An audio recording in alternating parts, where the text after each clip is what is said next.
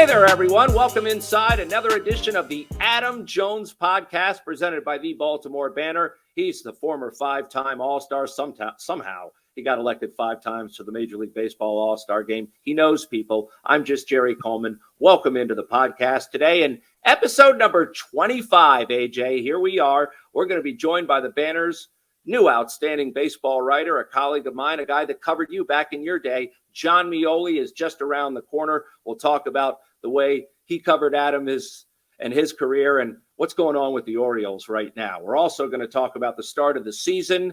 Is too much made about 10 or 15 games in? It's just a microcosm as opposed to the NFL where it's a much shorter season.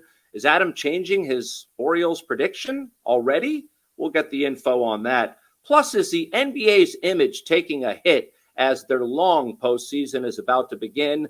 Adam and I will weigh in on the tanking that's going on and the load management and our predictions for who's going to the finals. There may be some money on the line. But first, we bring in our featured guest. He is the Baltimore Banner's new baseball writer, but he's been covering the Orioles for a long time. He is Jon Meoli.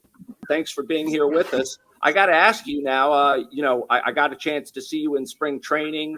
Your impressions with these new rules, the way they've impacted things. It seems like we're watching a different brand of baseball where speed is very important. It certainly helped out the Orioles. One thing that hasn't changed is the left field wall. Adam and I will talk about that a little bit later. I don't know if players are still whining about that. But your impressions about this start that the Orioles have had, and Adley Rutschman has just taken off like we expected.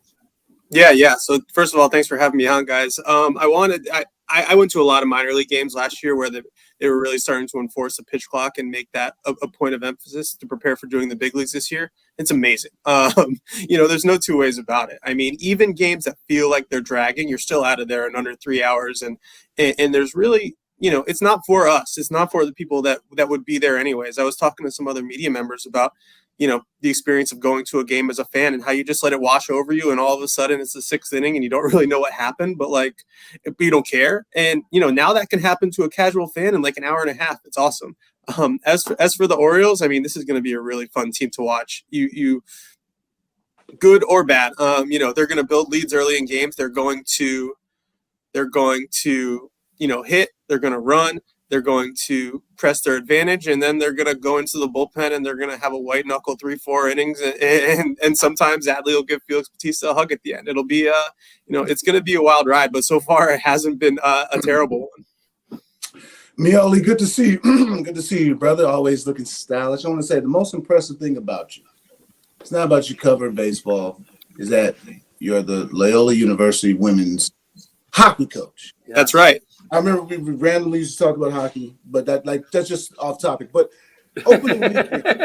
opening weekend, obviously much more anticipated than previous opening days. I obviously look at social media; it looked incredible. What was it like there? Gosh, Adam, I mean, you're one of the few people who probably knows what it felt like. Those big game atmospheres. The crowd is into it.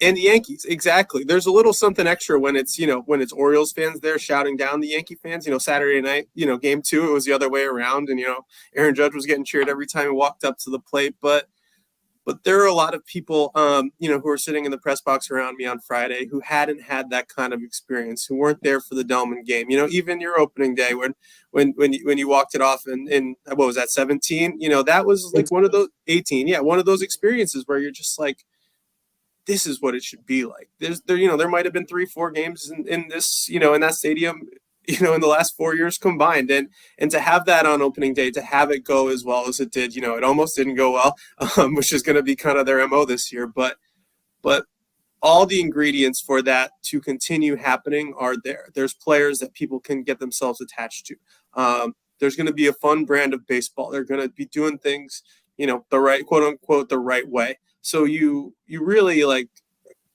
it's one of those feelings that when you've experienced it. Jerry's been there for it, and I hope for the players' sake that they get to experience it more often. So you've hinted on it that obviously a lot of these guys have worked in the minor leagues. In the last few years, you went to a lot of minor leagues games, and you've seen how the new rules. Obviously, a lot of guys in the minor leagues they're sped up. It's only I think affect the veterans as much. Yeah. How is that going to help and hurt the Orioles? Obviously, a lot is going to help, but you got 4.5 inches. We talked about that. 4.5 inches helps in a lot of things in life. How is that going to help? How is that going to help and hurt on the baseball field? Because you're going to give and you have to take. That's just how the game works. I think it's really going to help in how they, Brandon Hyde had said last weekend that they didn't steal any bases because of the new rules. We can buy or sell that for whatever we feel like it's worth. But the reality is they have good base stealers. There's going to be an advantage in doing that. I think that in a lot of ways on the defensive side, when we're talking about this, the new steal rules and everything going on with that, they have a catcher in Adley Rutschman who is, built to throw out runners no matter what kind of advantage they have. And they've never been in a position to be able to be like, have a pitcher who's like, well, your stuff is so good and you're so good, you don't have to worry about holding runners. Like, these pitchers come up knowing they need to be quick to the plate, knowing they need to do this. They never really had the luxury of being able to ignore that and avoid it. So I feel like they're like on the, when they're not batting, I feel like they're going to be well equipped for it. I think they made some moves in the offseason based on, left-handed hitters who can benefit from the shift. I know Adam Frazier, he had one on opening day that snuck through the right side that would have been an out. But I think they believe there's going to be some real benefit for him there. And truthfully, this is gearing towards being a left-handed hitting team in a lot of ways with what they did with the wall. And now, the right side of the field being open back up for the shift. I think they have the defenders to defend the shift well. Whoever's at second base, whether it's Adam Frazier, Ramon Urias, Jorge Mateo can cover a lot of ground coming in shortstop. So I think that they're pretty well set up for it. But yeah, I think they're really well set up for it. Well, I know that you mentioned you covered a lot of the minor league games, and one of the things that may be next, and again, this is a David Dopkin question. So there you go, Dopkin. I got another question in for you. These robotic umpires that are being used at the minor league level, how long till we see them in the majors, John? Gosh, I don't know. I'm sure Brandon Hyde and Cedric Mullins would say, yesterday would have been nice. I don't have a ton of experience with those, to be perfectly honest. They're kind of working their way up. I'm sure there's some kinks to it. But, you even see in like minor league spring training games over at the backfields at Twin Lakes, they're calling balls and strikes off the TrackMan computer. No one really complains. They live with it. I don't know how that's going to play on television. I don't know how that experience is going to go, when there are actual high stakes. Anyone who watches a game knows that their whole experience is impacted by whether, the strike zone that's imposed on the television matches what the umpire is calling. Any game where that doesn't match up well is a terrible game. And that has a big influence on it. If that gets taken out, maybe people enjoy watching the game more, but I think it's probably still a few years away. It doesn't seem like something that there's a lot of urgency for. And most importantly, as we've seen with replay in all sports, really, like, instituting it is one thing, but having it be right, or as right as possible from the jump, is probably more important. So if I'm Major League Baseball, I'm probably focusing on that. Hey, hold that thought, John. We have more ahead with the Banner's Orioles beat writer, Jon Meoli. But first, our dedicated sponsors have something to tell you. Brought to you by the locally owned and operated Miss Shirley's Cafe, an award-winning breakfast, brunch, and lunch restaurant with 3 locations in Maryland. Miss Shirley's has been featured on Food Network's Diners, Drive-Ins, and Dives, and Triple D Nation, as well as Travel Channel's Food Paradise. Miss Shirley's Cafe has also been named Maryland's favorite restaurant by the Restaurant Association of Maryland. Visit Miss Shirley's Cafe in Roland Park, Inner Harbor, and Annapolis. Go to MissShirleys.com.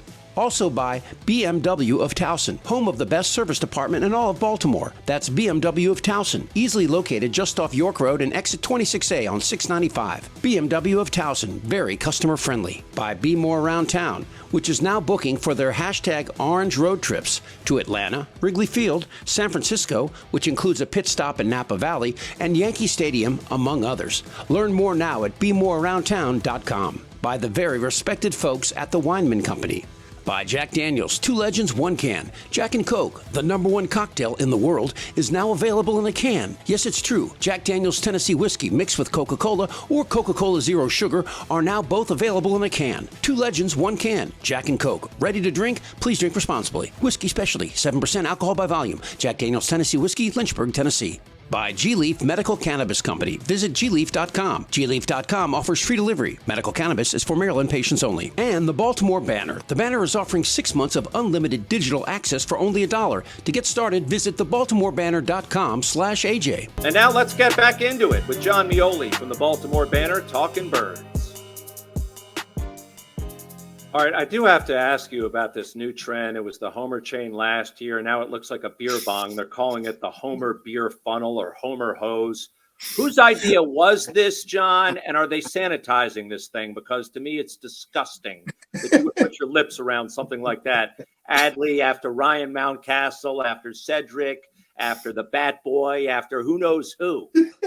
Can you imagine doing this during the COVID era? I can't. We've come a long way. I'm not sure in which direction, whether that's good or bad, but we've come a long way.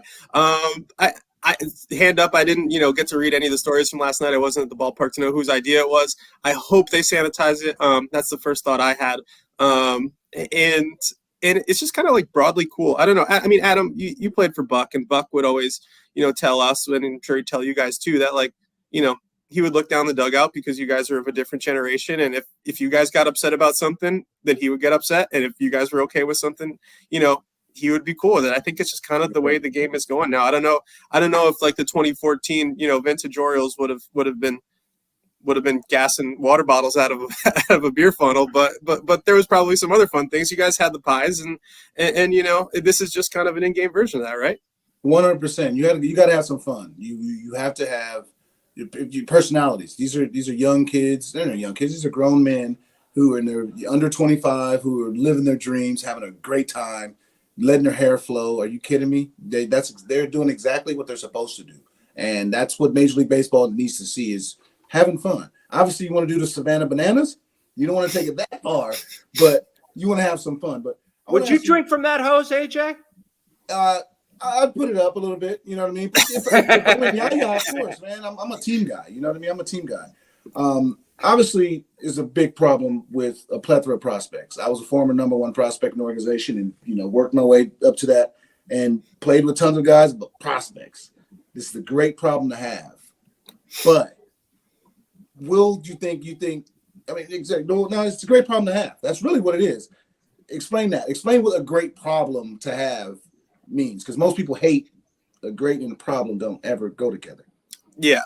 So at this point, the Orioles have their Adley Rutschmans and their Gunnar Hendersons, who when they deem that they're ready for the big leagues, they call them up and they're in the lineup every day, batting fifth, batting sixth, and that's just kind of that's just kind of their path. Kyle Stowers, who made the majors last year, made the opening day roster, was sent down to the minors this weekend, is kind of an early sign that it's not going to be like that for everybody, and I think that's going to be where this is really challenging. For so long, anyone who decided they still wanted to care about the Orioles as they're losing 100-some games each year did so, on the promise that, there's these guys on the major league team I like Trey Mancini, I like Ryan Mountcastle, Cedric Mullins, Austin Hayes. Those are my guys. I like watching them play on my television every night. But also there's all these guys in Bowie, in Norfolk, in Aberdeen who are coming up, who they've drafted and are doing a good job of developing, and those guys are going to be the future.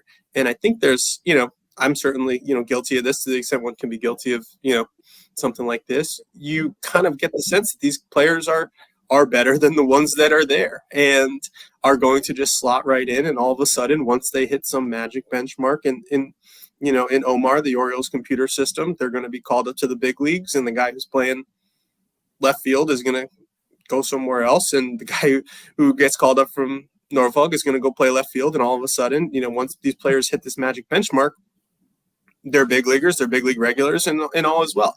Kyle Stowers kind of showed that's not really how it's going to go. There truthfully wasn't a place to put him with Anthony Santander, Austin Hayes in the corner outfield mix, and Taron Vavra in the coaching staff's eyes, seemingly giving them a little better at bat. So you got guys like Jordan Westberg, who are pretty much at the same stage as Kyle Stowers is. You get to like 500 AAA at bats, like nobody's ever done learning, but Adam, at some point you need to be challenged. This is an organization that challenges people. They have it seems like they have like a 200 plate appearance, 250 plate appearance, like benchmark in high A to get a guy to double A. Like, all right, just get this guy up here. Like, let's move this guy along. And all of a sudden you get to a point in Norfolk where it's like, all right, let's get this guy to the big league. So there's going to be a lot of guys this year who are in that kind of no man's land where getting regular at bats in Norfolk isn't the best thing for them, but it's the best thing for the Orioles. And it's going to be fascinating to see how they manage that. So to that, if they're at it at the All-Star break, if they're at it at the trade deadline, are they moving some of these guys to go get pieces that aren't coming there in free agency? Like I said, the guys that I want to go out there and get is two of them. Go out and just get Corbin Burns and Woodruff. I believe you have this year and next year of those guys. I believe. I think maybe Woodruff is a year earlier, maybe. But go get Corbin Burns. You can get him. You can get him with the prospects. You know what I mean? Especially he's disgruntled. Do you think they have the resources? Do you think they have the resources to do that, John? Like, that's what I'm saying. Like, will they move some people? I was part of a trade. The Mariners had a lot of prospects. And Carlos Gomez, me and him a couple weeks ago at the WBC was talking about the trades that goes down. And some of these prospects that just that's how it goes. And Elias has done that. Look how he got Verlander. Yeah. And you know, it's two different questions. Do they have the prospects to go out and trade for probably anyone? Like, yeah, they do. Do they want to trade their top 5 prospects for a player? Like, absolutely not. They will never do that. And it's come back to me through various channels outside the organization that, you know, the Orioles value, you know, their players pretty highly, as they should. They think that they're good. I think that they believe that they will be even more valuable in a couple months when they have, you know, extended AAA performance, when they're putting up numbers there, when some of the questions about their developments are answered a little bit. So like I said, there's 2 answers to the question. Do they have the prospects to go out and get literally anyone? Probably, yeah. If you want to send Grayson Rodriguez and Jackson Holiday and DL Hall to Milwaukee, if that's what they ask for, and you want to do that, like, sure, they could do that. Are they ever going to do that? I wouldn't think so. I was the number 1 prospect traded.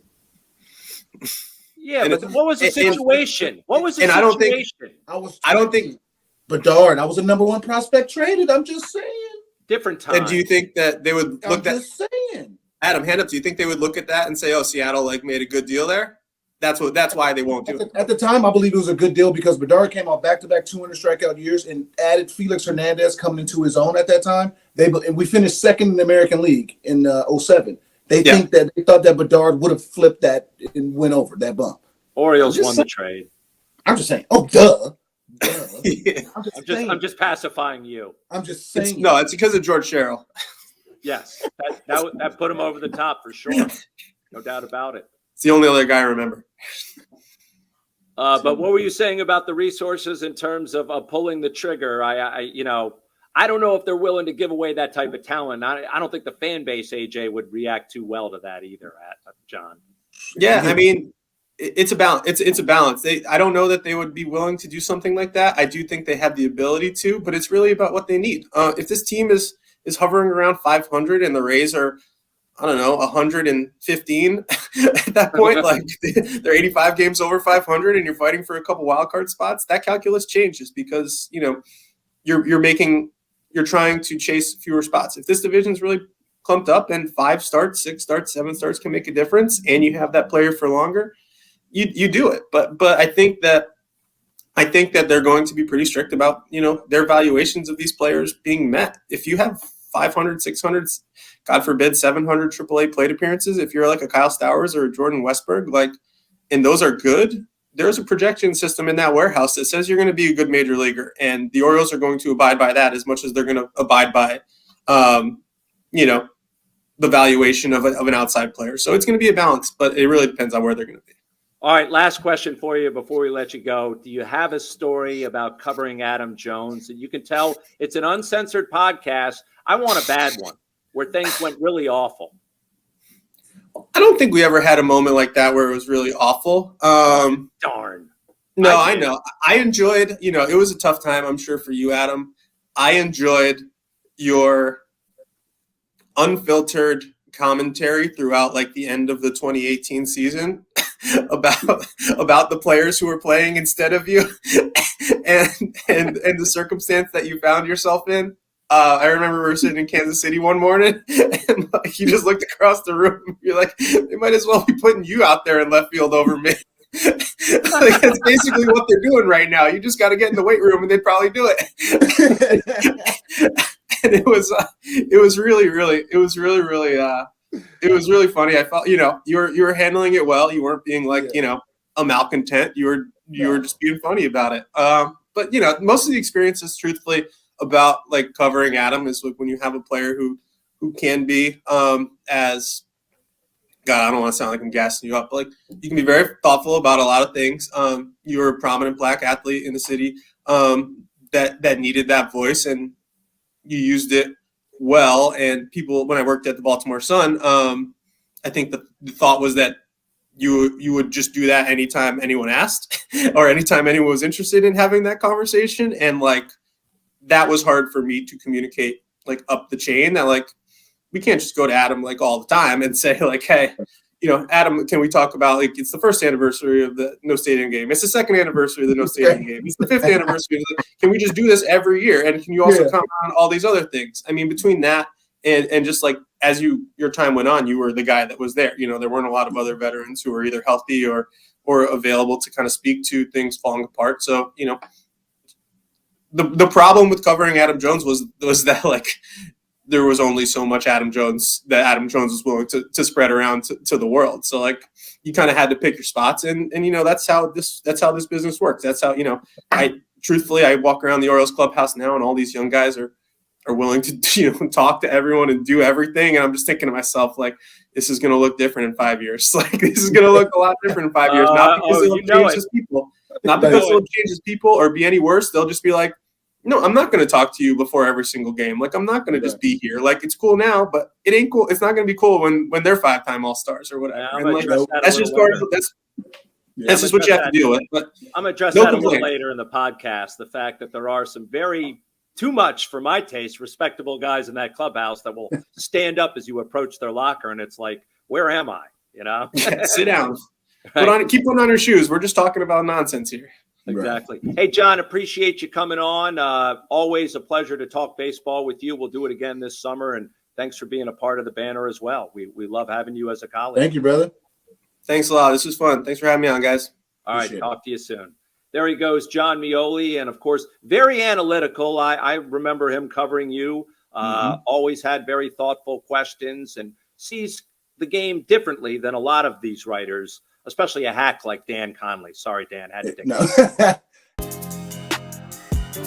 All right, let's move on from our featured guest, Adam, and talk some baseball, specifically the Orioles. And, we were talking off the podcast about we're 10, 15 games into the season right now, a lot of analyzing being done. And to me, sometimes it's overanalyzing, where people look at it like it's a football season. It's the longest of seasons, 162. I don't need to explain that to you. So is too much made of this microcosm? Well, yes and no. Obviously, yes. I believe if you get off to a 500 start throughout the first 10, 15 games, I consider that a good start. Everybody just came off spring training.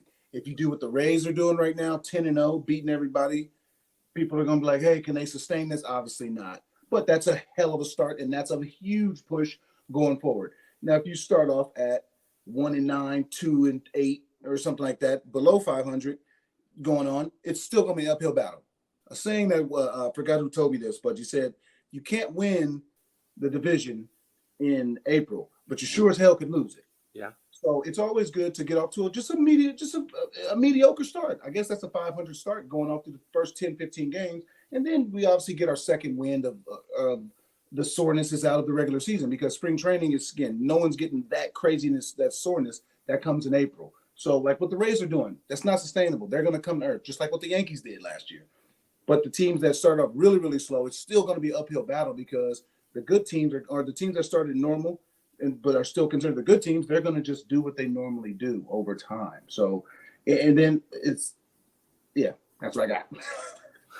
Now, when did you start paying attention to the standings when you were playing? When did you start looking at them?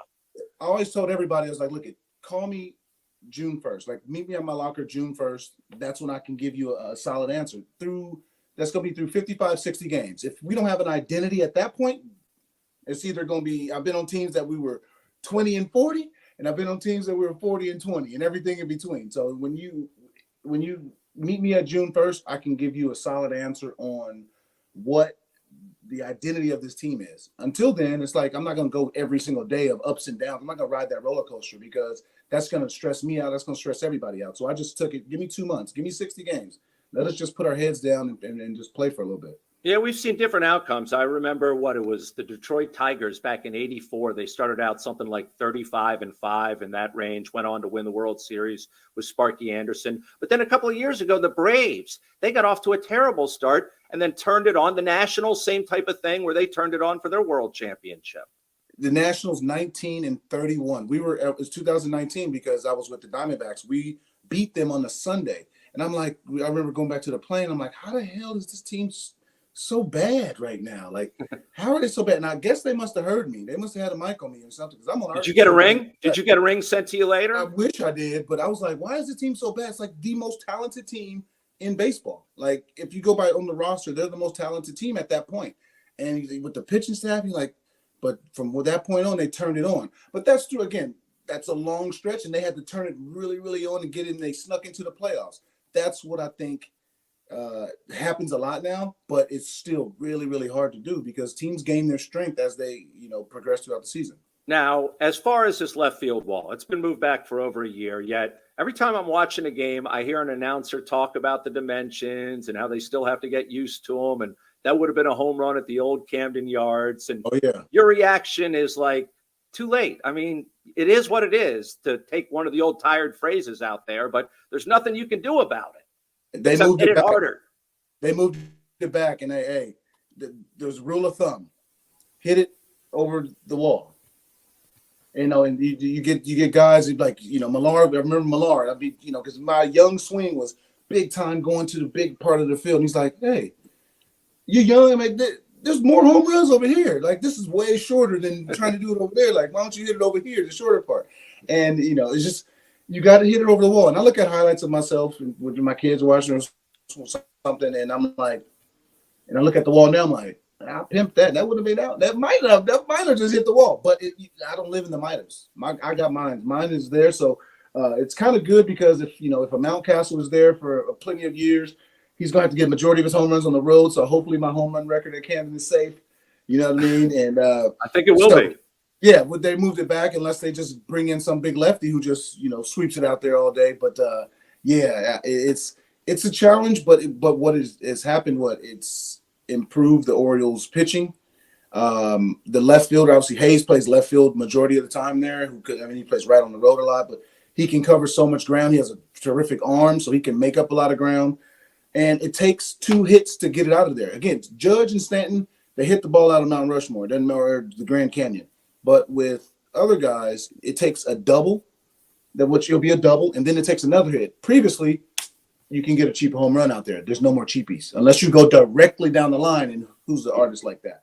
Yeah. Well, Adley's been utilizing that right field porch in Utah Street very well so far. And I saw Gunnar Henderson, speaking of a guy that we've had on the podcast. I got to tell you, I was embarrassed to meet Gunnar Henderson because I approach him. He stands up, which most athletes don't do when you approach their locker. You used to do that at times, I think I remember. But back in the old days when I started covering baseball, the athletes would just sit there as you asked them questions. Not only does he stand up, but it's yes, sir, no, sir, thank you, sir. And I said, please stop calling me sir. I understand I could be your dad, but it makes me uncomfortable. But it's nice to see the respect sometimes that the media is given by a baseball player, because they say baseball players are the toughest to deal with. They have that reputation, Adam. And my defense for that is you guys face the media more than anyone. 100%. We see you every single day. If we had to talk to you once a week, it'd be very easy.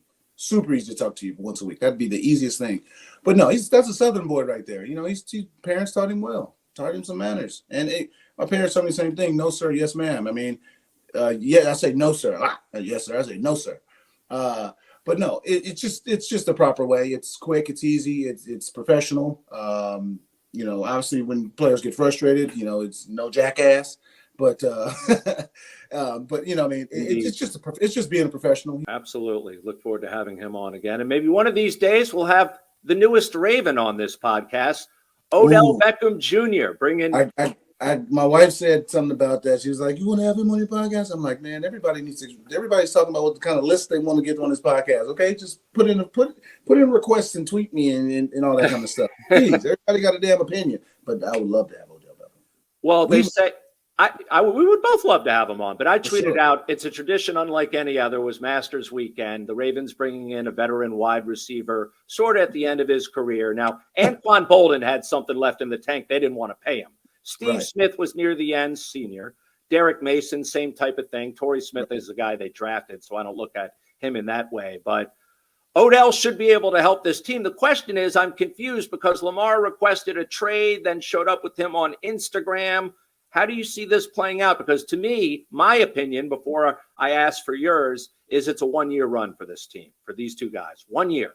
Well, I mean, obviously, he had other interests and other options. I'm sure that this was the largest amount of money. By far.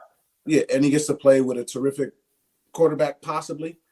But he also is still pretty young. I think he was 31, I believe, 31. Something like that. He just hasn't been the same since his Giants days. Yeah. But he sat out. He was able to sit out and get 100% healthy. Yep. So I believe, I haven't seen him work out. I don't know him personally. I believe that he probably is regained explosiveness and is probably ready and poised for a really good season because he was able to sit out and not get hit last year. Receivers get hit, get smacked around. He got to heal. And, you know, I mean, he got to heal. And I think that he's going to have a good year. I think everything is based on health in sports. Doesn't matter what I say, I predict, doesn't matter any of that. All that matters is health. If he's healthy, I think that he's going to have a hell of a year with Lamar because of the dynamicness of running routes and just eluding pockets and stuff like that. One thing Odell Beckham does is he improvises, which Lamar Jackson, that's his greatest attribute to me. Those two together can have some fun, and you add other receivers, they can have some fun. But it all depends on health and if Lamar is actually going to be there. Well, we'll get to that. But according to the Adam Jones research department, Odell Beckham Jr. is 30 years old. So there you go. Still got something left in the tank, no doubt about it. My question is sort of a business one with Lamar. He put it out there that he wants a trade. Then he posts the picture with Odell. That kind of hurts his bargaining power in a way, doesn't it? No, it doesn't. I mean, these are friends.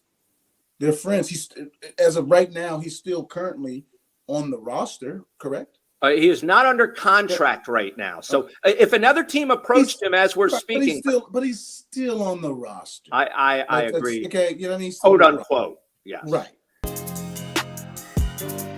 All right, let's get in the rocket ship and travel beyond Baltimore.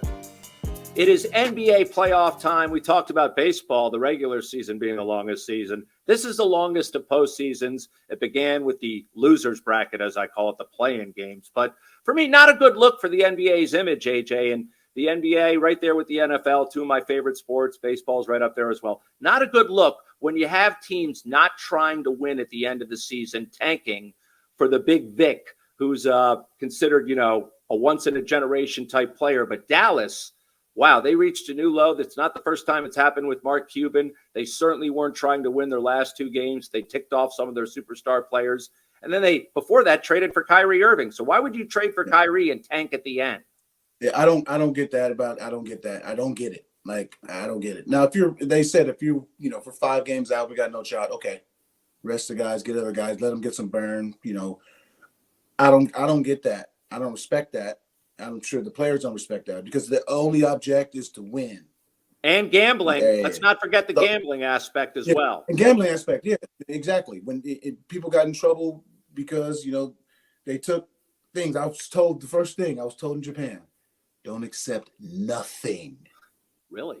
Nothing. Don't accept a free dinner. Don't accept, unless it's team organized, unless an individual, don't accept anything. And he's like, why? He's like, Yakuza. And I'm like, what? It was like, you think that stuff is, you hear about it, you read about it? No.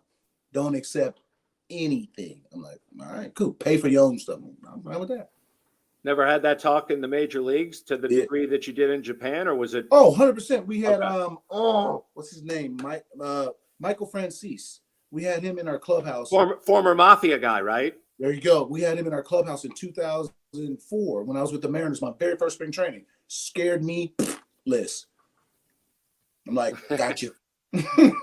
All right. With that being said, let's move on to our NBA postseason predictions. I will give mine first, who I see going to the championship round and winning it all. I've got Milwaukee from the East. I think they outlast Boston. And then I got Golden State outlasting Phoenix as Kevin Durant takes on his former team. And then I have Milwaukee winning the world championship this year. I'm going with the Bucks. I think a lot of people sleep on the Bucks and Giannis. I mean, no one's sleeping on Giannis. I got them still coming out the East. You do? Okay. Yeah, overall, when you win the 7-game series, overall, you're not going to stop them, but it depends on health. You know what I mean? And Middleton is the factor. Yeah. Not Giannis. Giannis does what he's going to get 40, 20, and you know what I mean? Middleton is the factor because he can ball and he can easily drop 30. I got the Lakers coming out the West, not because of my love for them. But Come on, man. Are we going to make another bet? No. Not because of my love for them, but because they have played the best since the trade deadline. And if they're healthy in a 7-game series while playing the best cohesively with D'Angelo Russell running the point, they're a very, very strong team. And I got them. I don't know if they're going to meet. I didn't look at the brackets, but I got them going to the finals if healthy. And AD is the X factor. All right, let's put a bow and tie on the podcast with our edition of Socially Speaking. This is where we answer a tweet or social media post, and you qualify for a Miss Shirley's gift card. We gave away 2 last week, thanks to our friends at Miss Shirley's. All you have to do is rate the podcast, 5 stars preferably. That'll get you to the front of the line. And so this week, we got this correspondence and a like from Alan Robinson. On your podcast, you could bring a guest to talk about base running. I've seen a lot of batters unsuccessfully trying to stretch singles into doubles or doubles into triples. Daniel Vogelbach just did this for the Mets, and I'm not sure why he looks so bad. What do you think about that? I mean, hey, I think now a lot of people want to hear. It's easy to hear the athlete's perspective. They have a lot of that now. A lot of people want to understand the behind the scenes and why of the major leagues now. The whys, and I get that. They want to understand the nerdy side of the game. Because it's so important now. It's every single thing is out there. When Vogelbach did that, they probably had his sprint speed and the curve and the angles and everything on why he shouldn't have ran. So I understand that, and I appreciate that because I do know some guys on the analytical side that can explain that and explain the why. Because the whys and hows. I always tell my kids, ask people how and why. Understood. All right. Well. We appreciate that. Hopefully that answers your question. Again, you can reach us at the Adam Jones Pod on social media or email us, theadamjonespod@gmail.com. We'll answer another question next week. And again, you qualify for that Miss Shirley's gift card. And speaking of Miss Shirley's, let's thank our loyal sponsors. Brought to you by the locally owned and operated Miss Shirley's Cafe, an award-winning breakfast, brunch, and lunch restaurant with 3 locations in Maryland. Miss Shirley's has been featured on Food Network's Diners, Drive-Ins, and Dives, and Triple D Nation, as well as Travel Channel's Food Paradise. Miss Shirley's Cafe has also been named Maryland's favorite restaurant by the Restaurant Association of Maryland. Visit Miss Shirley's Cafe in Roland Park, Inner Harbor, and Annapolis. Go to MissShirleys.com. Also by BMW of Towson, home of the best service department in all of Baltimore. That's BMW of Towson, easily located just off York Road and exit 26A on 695. BMW of Towson, very customer friendly. By Be More Around Town, which is now booking for their #Orange road trips to Atlanta, Wrigley Field, San Francisco, which includes a pit stop in Napa Valley, and Yankee Stadium, among others. Learn more now at BeMoreAroundTown.com. By the very respected folks at the Weinman Company. By Jack Daniels, 2 legends, 1 can. Jack and Coke, the #1 cocktail in the world, is now available in a can. Yes, it's true. Jack Daniels Tennessee Whiskey mixed with Coca-Cola or Coca-Cola Zero Sugar are now both available in a can. 2 legends, 1 can. Jack and Coke. Ready to drink? Please drink responsibly. Whiskey Specialty, 7% alcohol by volume. Jack Daniels Tennessee Whiskey, Lynchburg, Tennessee. By G-Leaf Medical Cannabis Company. Visit gleaf.com. Gleaf.com offers free delivery. Medical cannabis is for Maryland patients only. And the Baltimore Banner. The Banner is offering 6 months of unlimited digital access for only $1. To get started, visit thebaltimorebanner.com/AJ. Also, thanks to senior executive producer Chip Franklin for putting this episode together. He's a lot healthier this week, thankfully. We're all grateful for that. Go out and subscribe to the Baltimore Banner. Be real, be kind, and be back here next week for another episode of the Adam Jones Podcast.